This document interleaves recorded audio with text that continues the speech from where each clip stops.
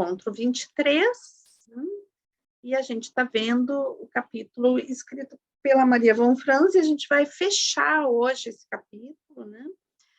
Vendo um aspecto, né? Que é o aspecto social do self. Então, a gente às vezes pensa, né, que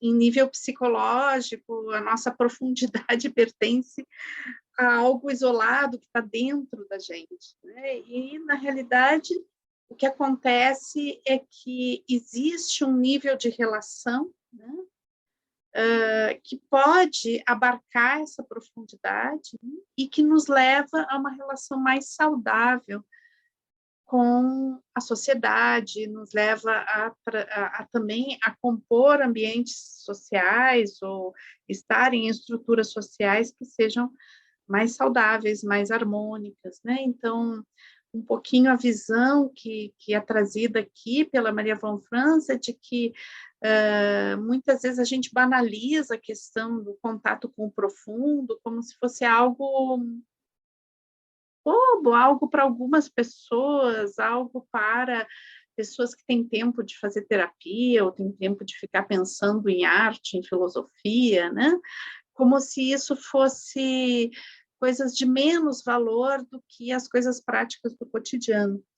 E daí o que a gente vê, né, aqui na Maria von Franz, mas, como eu falei, a gente tem outros autores, inclusive não junguianos, que vão trazer essa questão, né, de que, na realidade, as coisas práticas que a gente diz do cotidiano e que damos valor, mais valor, muitas vezes, a essas coisas do que exatamente ao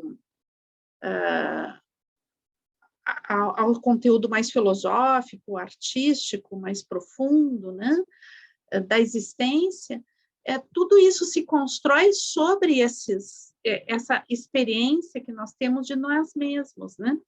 Então, a experiência que temos de nós mesmos, ela vai influenciar na nossa atuação social, né? Vai influenciar na construção da sociedade, e cada pessoa, na sua relação consigo, faz a relação com o outro, com base na relação consigo mesmo, também constrói a relação com o outro, e isso se retroalimenta. Esse outro pode ser uma outra pessoa, pode ser um grupo de pessoas, pode ser uma sociedade, pode ser o planeta, pode ser o meio ambiente, né, como um todo. Então, que o cuidado com essas emoções, com essas vivências, e com essas reflexões que nós podemos fazer, essas reflexões profundas a respeito da gente mesmo, do que é a vida, isso pode ser transformador, é transformador, né? E hoje a gente vai ver que muitos dos mecanismos de controle da nossa sociedade se pautam justamente em um afastamento desse centro, né? Desse centro integrador de nós mesmos.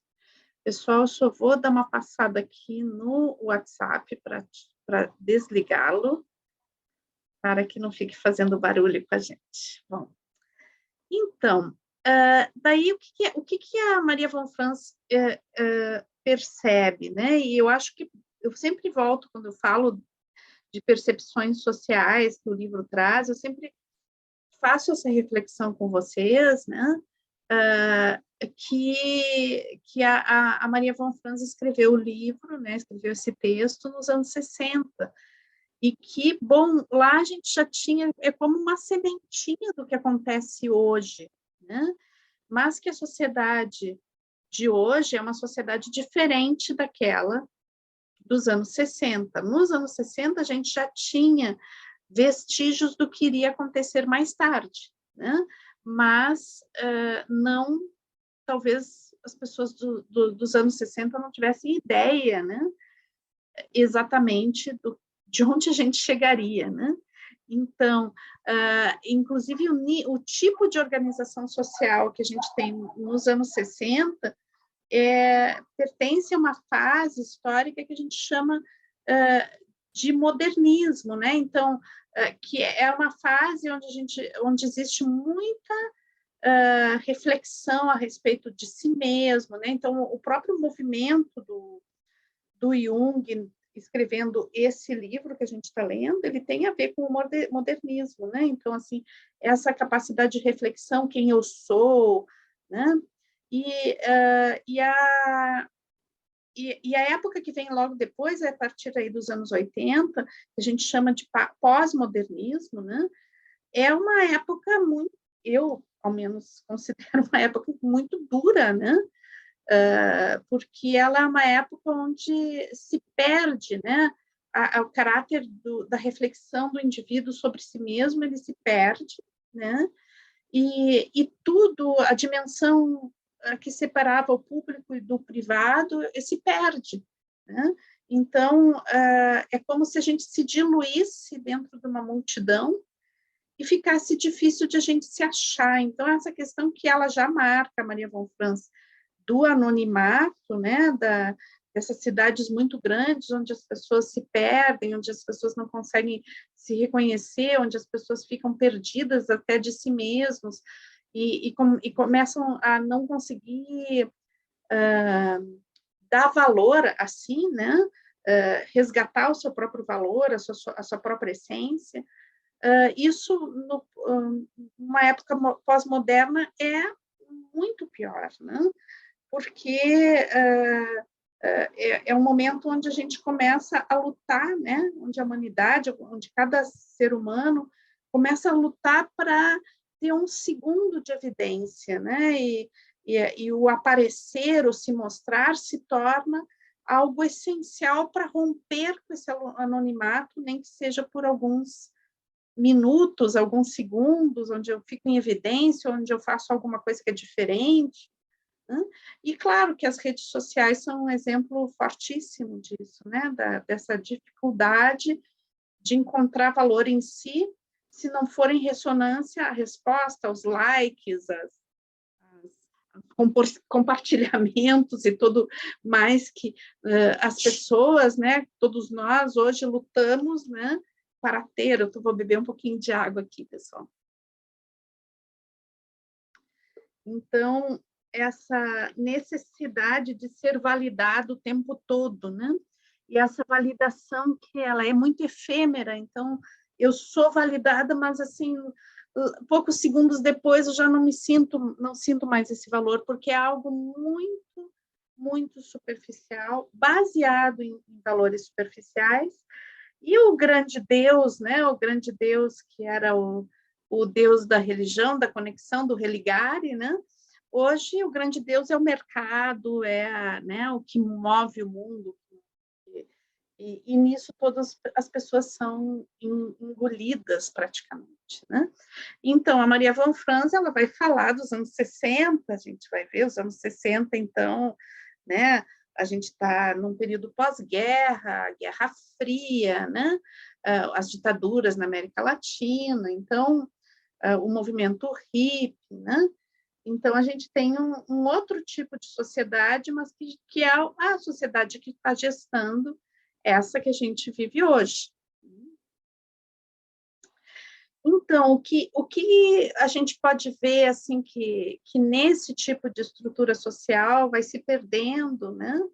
E vai como que se diluindo e vai levando a esse sentimento de não fazer um contato consigo, né? E que é como que o objetivo da existência é ser ressaltado, ser reconhecido pelo que eu faço, pela minha imagem, mas sem um fundamento profundo, né? O que leva à autorrealização. Então, é como uma estrutura social que te afasta da autorrealização. E a autorrealização, ela tem um sentido, até a Maria von Franz, não, se eu me lembro, ela não utilizou essa palavra, né? Também é uma tradução do alemão, mas assim, eu acho que ela não utilizou essa palavra. Mas eu coloquei aqui porque é a forma que eu vou interpretar o que eu vou falar para vocês, né? que é a questão do propósito. É claro que o propósito é uma palavra também muito ligada à religião, etc., né? Mas eu trago a palavra propósito como algo que é nuclear, né? Algo que pertence à nossa essência e que é a expressão mais integrada da nossa identidade, né? Porque o propósito é algo que eu sinto que eu vim realizar nesse planeta, que eu vim trazer a esse planeta, mas esse propósito ele nunca está relacionado a satisfazer o meu ego, né? Ou seja, ele não está relacionado a algo superficial, mas ele está relacionado a algo que parte de mim de uma profundidade muito grande e que beneficia o coletivo. Então, esse contato com algo profundo que eu sinto que vai se gerar ou se gestar dentro de mim e que eu alimento o mundo com isso, né? Então, esse gestar e oferecer é algo que compõe profundamente a autorrealização, né? Então, talvez até a palavra propósito não seja mais adequada, já que, como eu disse para vocês, né, ela é uma palavra que pode ser associada a questões religiosas, mas eu não encontrei outra palavra que poderia se adequar aqui, né? Então, eu peço que a gente possa sair um pouquinho do contexto religioso, né? Ou de destino, né? De estar predestinado a algo, mas sim possamos entrar nesse movimento, né? Nesse movimento de uma alma que está fertilizada, né? Que se autofertiliza, que é capaz de se alimentar e receber o calor, receber a fertilidade da terra, né? A fertilidade da vida, e se deixar emprenhar com isso, né? Para gestar mais vida para oferecer. Então, é assim que eu vejo a questão do propósito. Então, quando a gente está conectado com isso que eu chamei propósito, né? É um momento onde eu consigo ouvir e qualificar minha própria alma, né? E hoje até uma colega falava nisso, né? Eu aprendi a qualificar, né? Então, o quanto realmente aprender a qualificar a nossa própria alma, ouvi-la, ver assim, o que tem aqui dentro de mim que quer se expressar, né? Não no sentido de ter que cumprir as expectativas dos outros, mas o que dentro de mim quer se expressar, né? E é interessante porque muitas vezes isso está em contradição com as expectativas externas, né? Então, é bem importante a gente perceber isso, porque a gente está numa sociedade muito utilitarista, né? Então, eu vou expressar tal coisa, porque eu tenho talento para expressar tal coisa, porque isso vai me dar uma resposta que é interessante, né? Vai me dar mais sucesso, vai me dar dinheiro, vai me dar status, etc. Mas nem sempre a alma não obedece essa lógica, né? Então, muitas vezes as coisas que a gente quer expressar, né? E que a gente sente que tem talento, para ter significado profundo, muitas vezes não obedecem à lógica do mundo, à lógica do mercado, à lógica das expectativas sociais, mas obedece uma outra coerência, né? Tem uma coerência que é a coerência lá do mais profundo daquele ser que tem uma identidade própria, que tem um jeito seu, que é único no mundo. Então, aquilo que ele está fertilizado e vai gerar, né, ou gestar, é único também. Então, muitas vezes, o que nós fazemos é pegar esse princípio criativo, né, e tentar plastificar, e tentar moldar para cumprir as expectativas externas. É claro que o que a gente vai gestar, né, ele está em ressonância com o mundo. Mas estar em ressonância com o mundo não significa que vai ser exatamente o que o mundo quer, né?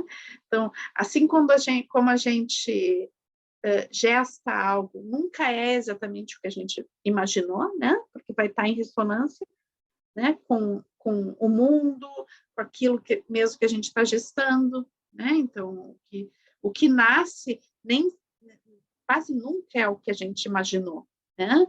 Mas também o que nasce também não é o que o mundo imaginou. Então, o entender isso, né? O entender essa manifestação que não vai cumprir exatamente aquela expectativa social que muitas vezes é imposta sobre cada pessoa, né? Então, muitas vezes, o inconsciente ele contrapõe as imposições sociais, né? Então, aquilo que a sociedade, aquilo que uma dimensão cultural vai dizer que é pecado, que é feio, né? Ah, isso é feio mulher fazer, isso é pecado tu fazer, se tu fizer tal coisa, tu não vai ser considerado bem comportado, não vai ser considerado digno, né? Tudo isso o inconsciente não está muito interessado em corresponder a essas expectativas, né? Então, vai aparecer de outra forma. Então, quando a gente sonha, né? Quando a gente dorme, sonha, tem sonhos, existem duas formas que a gente pode olhar o nosso sonho e entender o que esse sonho quer nos dizer. Então, muitas vezes a gente tem personagens nos sonhos, né? Que eles, na realidade, eles são partes da gente que a gente está projetando naqueles personagens. Né? Então, assim, eu sonho com o meu vizinho, né? Mas não é que eu queira que o meu inconsciente esteja querendo falar algo sobre o meu vizinho, né? Ele tá utilizando aquele vizinho com as características que eu percebo dele, né? Eu estou colocando essas características que eu percebo nesse vizinho, que são características minhas e que eu projeto, então aparece isso no sonho, né? Sob a forma de uma mensagem que tem a ver com, bom, se eu tiver o um entendimento do que eu estou projetando ali, eu consigo lidar, ter consciência, né? Sobre alguns aspectos meus e vou entender melhor como eu me relaciono com esses aspectos. Também, às vezes, eu tenho mais de um personagem, como esses personagens vão se interagir entre eles, né? Então, muitas vezes, a mensagem do sonho não quer dizer exatamente algo específico sobre aquela pessoa, situação que aparece, mas a gente está utilizando personagens do nosso cotidiano, pessoas que a gente conhece, para representar algumas coisas que são nossas. Então, aí o mecanismo é de projeção, né? Mas nem sempre os sonhos são assim. Então, a gente vai ter outro tipo de sonho também, né? Que vai mostrar diretamente, né? Então, eu sonho com o meu vizinho, porque aquele vizinho, né? O sonho está me dizendo alguma coisa sobre aquela pessoa específica. Então, eu não estou aqui projetando, mas o sonho está me falando algo sobre aquela pessoa, sobre aquela situação, sobre aquelas pessoas, sobre a minha relação com essas pessoas, mas aí já não é no nível de projeção, né? Mas é uma percepção direta, e muitas vezes, então, o sonho vem como a alertar, a aconselhar, né, a respeito daquela situação específica. Então, existem essas duas formas, que são formas que o nosso inconsciente se comunica com a gente. Como que a gente pode saber quando é uma coisa, quando é outra? A gente tem que perceber as sensações que a gente tem, né?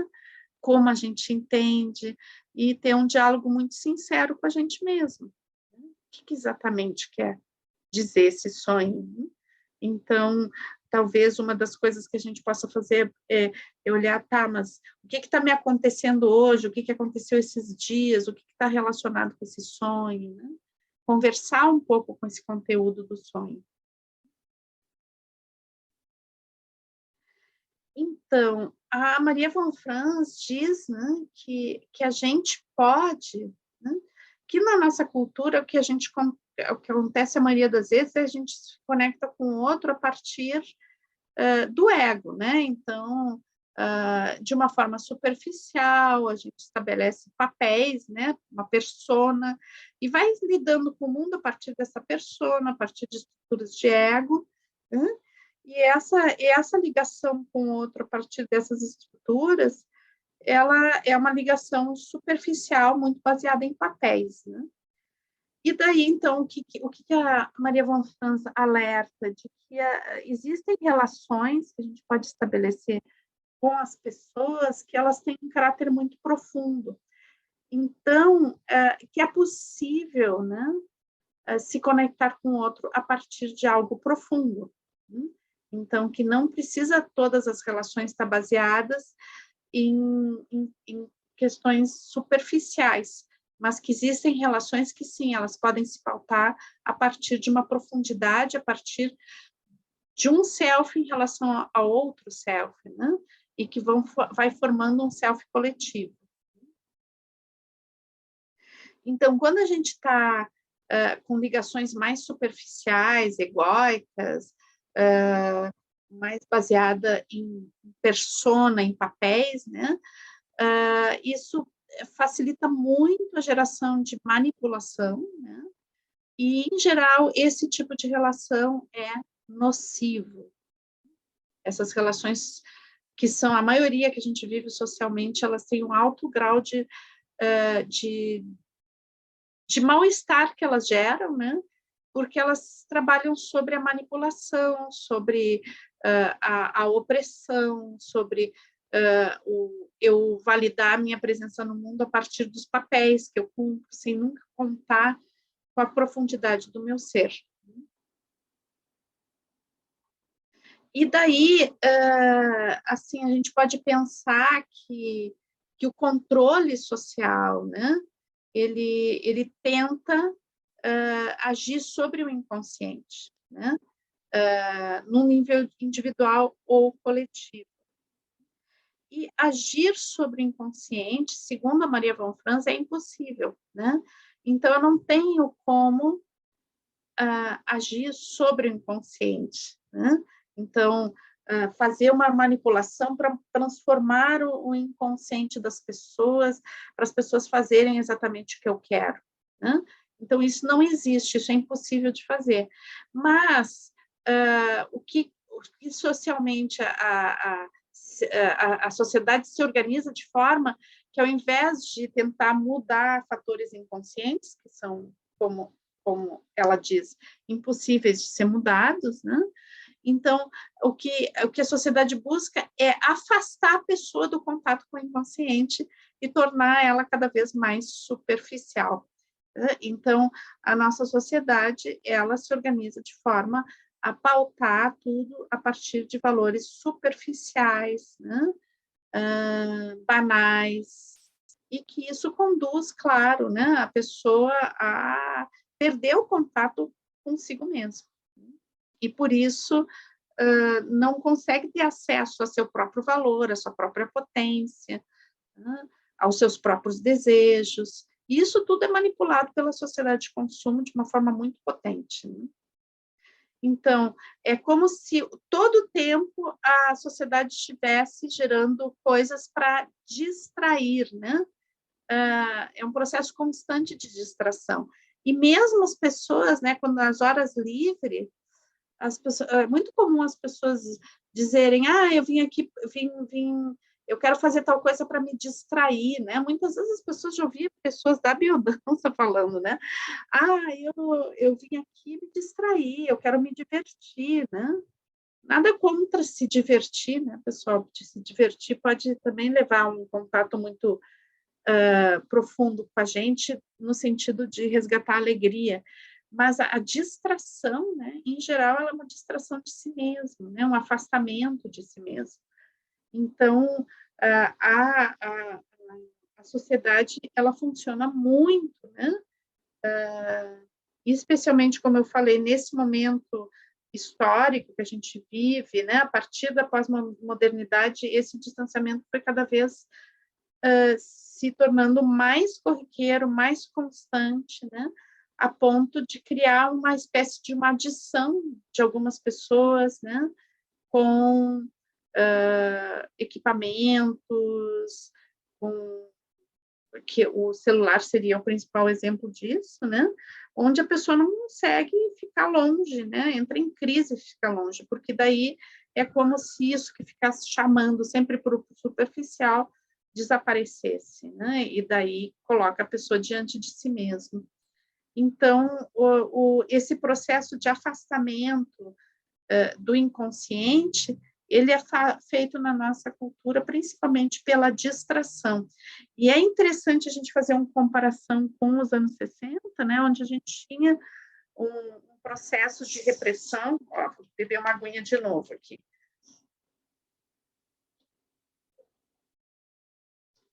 Onde a gente tinha um processo de controle a partir da repressão. A gente ainda vai ter nos anos 60 fortemente isso, né? Então, sistemas de escuta, sistemas de aprisionamento, de rapto, de tortura, etc., né?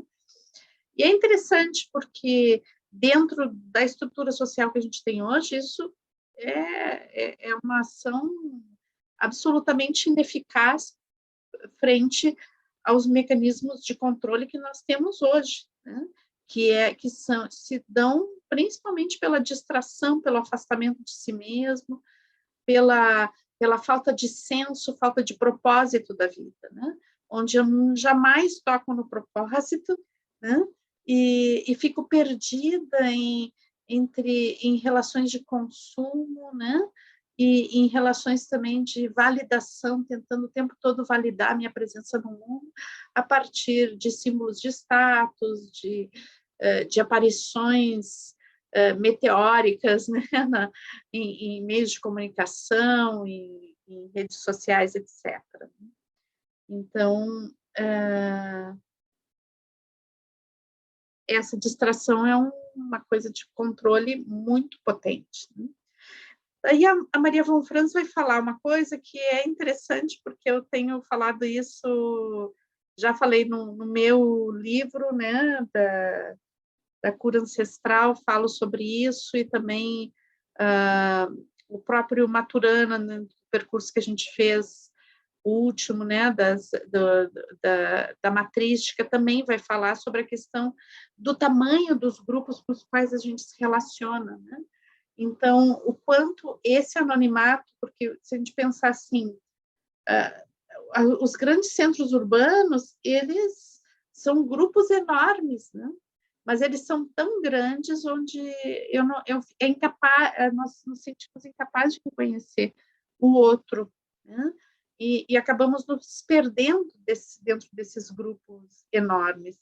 Então, a Maria von Franz diz assim que, na realidade, grupos de 15 a 50 pessoas, né? Eu, quando trabalhei lá na questão do cura ancestral, eu falava de até 40 pessoas, né?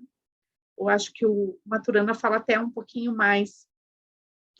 Mas, em todos os casos, o que a gente está falando aqui é da capacidade de reconhecer o outro, saber o nome, saber a afeição, de estabelecer uma relação direta. Né?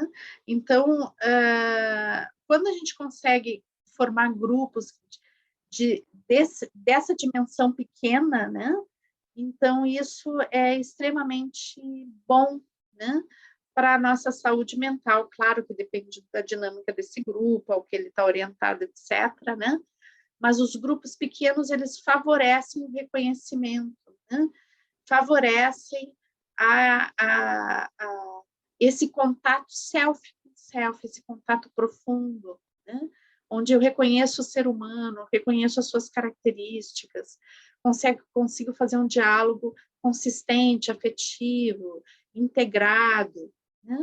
Consigo validar a presença do outro, consigo perceber a minha importância para o outro também. Então, que as dimensões dos grupos são super importantes para isso, né? Então, já ouvi muitas vezes facilitadores colocarem, não, a gente tem que fazer grupos imensos, né? Grupos de biodança imensos, porque daí a biodança vai tomar conta do mundo, né? Todo mundo vai fazer biodança e vai gerar a massa crítica que o Rolando falava, né? A gente tem que ter cuidado com isso, porque o legal é ter muitos grupos, né? Não muito grandes de biodança. O que eu estou falando de não muito grandes? É essa dimensão aqui que ela está colocando, né? 15 a 50 pessoas, 10 a 40 pessoas, como colocam lá no cura ancestral, né? Então, o que favorece o reconhecimento. Quando a gente começa a ir nos grupos, né? E não consegue nunca gravar o nome, nunca consegue saber quem é que veio, quem não veio, né? E aí existe uma falha aí, né? E a falha muitas vezes está relacionada a justamente grupos muito grandes, muito grandes, né? Então, não é que não possa nunca reunir um grupo grande de pessoas e fazer algo maravilhoso, né? Uma celebração, eu em biodança tem os congressos, né? Faz um congresso com 1000 pessoas, que maravilha, é maravilhoso, é muito gostoso, né? Mas na nossa cotidianidade, não no extraordinário, mas no ordinário, naquele cotidiano, é importante a gente conseguir perceber que a gente está inserido em um grupo menor, né? Onde as pessoas se reconheçam, onde as pessoas possam se escutar e fazer a diferença uns para os outros, né? Contato self com self. Então, o que ela diz? Quando os grupos estão conectados a partir do self, ou seja, a partir da sua profundidade, da sua identidade, da valorização, né? Da presença, do reconhecimento, a gente vai ter menos impactos, né? Que não exista conflitos no grupo, mas a gente vai ter menos impactos por inveja, competição e maledicência.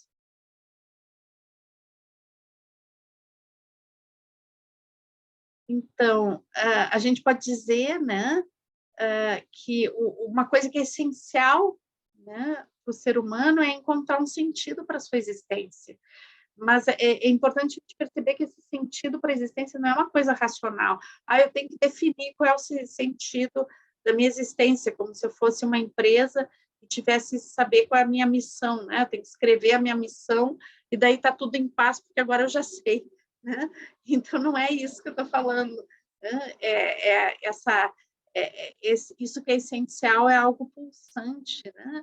É algo que se transforma, é algo que não tem uma coerência, que é um pouco labiríntico, né? Então, não tem como a gente pegar e se definir e achar que está tudo certo, né? Mas, assim, uma das coisas que às vezes, as estruturas sociais, né? Elas, digamos que, dá a sensação de que elas favorecem ou não favorecem, né? Então, assim, a tal ideologia que vai compor uma determinada sociedade vai favorecer ou não favorecer que a pessoa encontre a si mesma. E daí a Maria Wolframs diz que é o contrário isso, né? Que, na realidade, é esse encontro com a gente mesmo que vai favorecer a expressão saudável da sociedade, independente dos princípios ideológicos que estão, né, dentro daquela estrutura cultural. E daí eu me lembrei bastante do percurso sobre matrística, porque o Maturana vai falar de uma emoção de fundo, né? Eu achei que eles são coincidentes nessa questão, usando terminologias diferentes, porque o Maturana fala de uma emoção de fundo, né? Que independente da manifestação ideológica, da corrente ideológica seguida, né? Se a emoção de fundo é o medo, é a raiva, é a destrutividade, pode ter uma proposta ideológica maravilhosa, mas não vai se cumprir, porque não tem a base emocional para isso, né? Enquanto, quando a base emocional é amorosa, é afetiva, às vezes até a proposta ideológica não é das melhores, né, contraditória, favorece coisas que não são legais, mas pelo fato da base emocional ter um conteúdo positivo, afetivo, estruturante, integrador, isso promove a própria modificação das estruturas sociais que ficam mais flexíveis, né, dentro das próprias propostas ideológicas. Então, eu acho bem importante isso e uma reafirmação, né, com outras palavras, de algo que o Maturana colocou, né, e que eu acho que é algo bem importante a gente refletir, né, sobre esse fundo, né, esse fundo emocional que existe nas organizações sociais e que permitem ou não permitem a gente encontrar a si mesmo, né? Encontrar algo mais profundo que tenha ressonância com o nosso ser.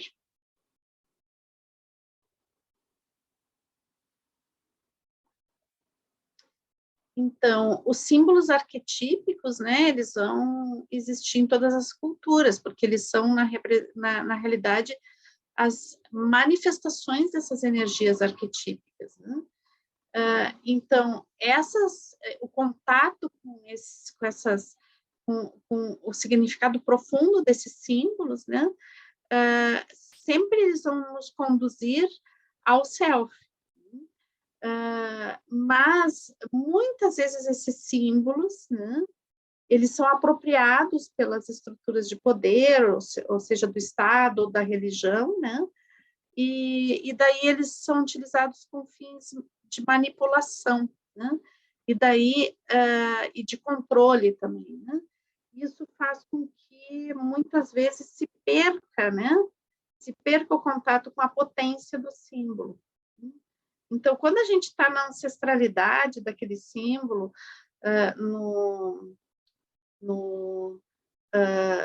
na vivência daquilo que motivou, né, da vivência que motivou aquela manifestação simbólica, isso provoca um contato muito profundo, uma vivência ancestral que tem a ver com toda a história da humanidade, né? Então, vai nos dar pautas de muita potência. Mas, quando isso é manipulado e vai, digamos, ser encapsulado dentro de uma estrutura ideológica, religiosa, dogmática, né? E daí isso faz com que, na realidade, os símbolos sejam utilizados de uma forma sombria, né? De uma forma negativa, de uma forma prejudicial, né? Na sua potência. Deixem de servir a integração para servir a própria dissociação.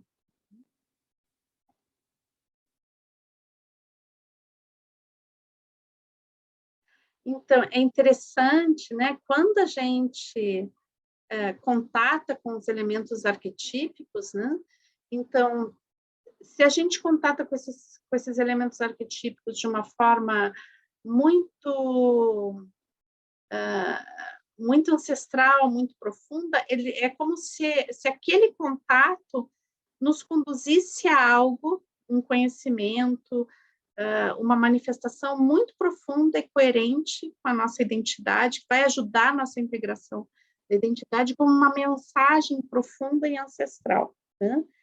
Mas é super interessante, porque isso é como se a gente caísse em algo profundo, que vai nos levar lá numa chave profunda de nós mesmos, mas quando a gente toca nessa chave, é como se ela girasse, e daí também ela serve para abrir um novo portal, né?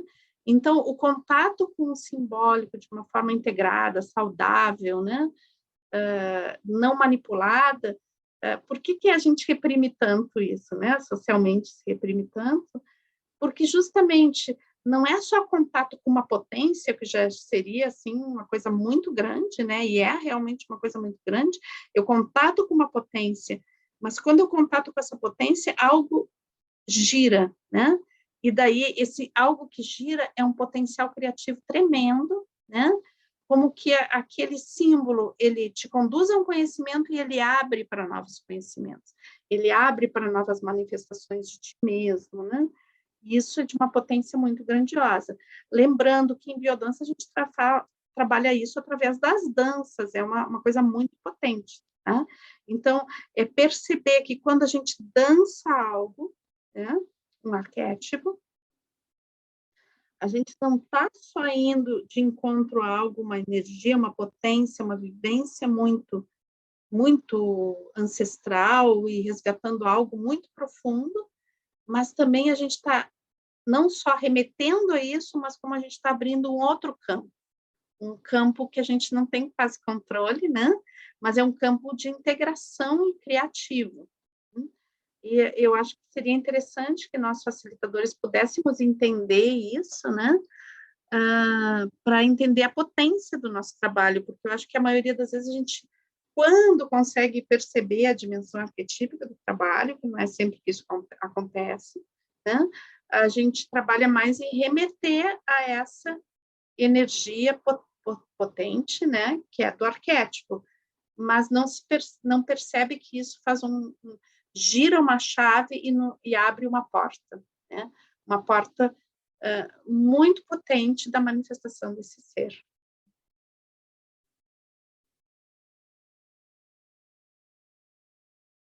Daí eu queria trazer uma coisa que ela escreveu, né? Umas palavras dela que eu acho que tem a ver com isso que eu falei para vocês. Então, o que restaura a antiga ordem envolve, ao mesmo tempo, algum elemento novo de criação. Na nova ordem, o esquema antigo retorna em um nível mais elevado. Ali eu botei, eu retorno, mas é retorna, tá? Retorna em um nível mais elevado. Então, e daí a Maria von Franz vai falar da importância dos rituais, né? Da importância dos rituais para que a gente possa, os rituais como elementos, o ritual é a vivência do arquétipo, né? Então, através, o rito, né? Ele é a vivência do mito, na realidade, né? Então, ele nos contata com algo de um conhecimento muito potente e, digamos, se eu tenho esse determinado conhecimento e o outro não tem, através do rito, né, da vivência, eu consigo levar que outras pessoas sintam algo semelhante, tomem contato com esses sentimentos. É por isso que eu falo muitas vezes, né, digo que a biodança é essencialmente ritualística, é nesse sentido, né? No sentido de que, bom, eu tenho uma vivência, eu gostaria de compartilhar, que as pessoas tivessem vivências semelhantes, porque isso desperta seus potenciais. E, então, por isso, o ritual da biodança, o ritual da roda, o ritual da forma como é realizada as danças, o contexto onde é realizada as danças, tudo isso tem a ver com o dar acesso, né, a muitas pessoas a um conhecimento que vem através, não racionalmente, mas daquilo que é vivenciado, né? Mas o que acontece, né, que a Maria von Franz vai alertar? Que tem alguns rituais que eles vão ficando numa tradição tão antiga e tão voltados, né, para o formato deles que se perde o contato com a emoção original que formou aquele ritual, né? Então, daí se fica ligado à forma, mais à forma, né? E se perde aquele contato com a vivência mesmo, né? Com a vivência que o ritual se propõe. Então, que temos que ter cuidado com isso, né? Porque senão os gestos, as danças, a forma, fica tão fixado nisso que a gente acaba perdendo o sentido, né? Se desconecta do sentido, isso impede a gente de buscar o poder que significa aquele ritual, né? O poder a qual ele nos dá acesso. Aqui eu estou falando poder no sentido da sua essência, da sua força, daquilo que ele realmente veio ensinar para a gente. Então, quando a gente realmente consegue fazer um processo de contato profundo com essas energias ancestrais, né? Com essa vivência antiga da humanidade, consegue realmente estabelecer laços de significação profunda entre as nossas pequenas comunidades, né? Então, a gente vê que o processo de individuação, esse processo de integração com a gente mesmo, ele evita a estagnação, o retrocesso da sociedade, né? Então, quando o ambiente social, cultural, ele reprime, né, essas manifestações, ele reprime, ou tenta afastar, ou tenta distrair as pessoas desse contato consigo, né, ele vai ser uma cultura, uma sociedade que vão tender à perda do sentido e à banalização da existência, né? E daí o que se promove é um processo de desumanização, né? Então a gente vai aos poucos nos afastando da nossa humanidade. E daí eu volto um pouquinho, porque eu achei que esse texto dela dá para se relacionar muito com o texto do Maturana, né? Que é mais atual, né? Esse texto que a gente leu no outro grupo, que é a questão de que o humano, né? Ele precisa do contato humano para ser humano. Então, o Maturana vai falar isso já no livro, no percurso anterior, lá, a gente já tinha estudado isso no livro A Árvore do Conhecimento, né? Já estava falando isso, né? E depois, nesse texto sobre matrística, ele vai trazer isso de volta, né? A questão de que o humano, para ser humano, necessita de uma presença qualificada do humano. Então, por ser uma espécie que aprende, né, que tem a predisposição inata, ela é menor, a nossa principal predisposição inata é o aprender, né? Então, a nossa convivência com o ser humano, a qualidade dessa convivência, vai ser fundamental para a nossa humanização. Senão a gente perde o contato com essa fonte, que somos nós mesmos.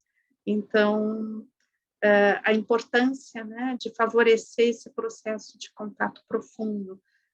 Seria lindo se, desde pequenos, desde a nossa educação, né, se pudesse favorecer esse contato, e não justamente fazer o contrário, como acontece a maioria das vezes, né? O próprio processo de educação, de socialização, ele vai tendendo a algo que tem como propósito o inserir o indivíduo dentro de uma sociedade com regras, com valores, onde ele tem que ser produtivo e ele tem de fazer qualquer coisa para ser validado e conseguir se inserir naquela estrutura social.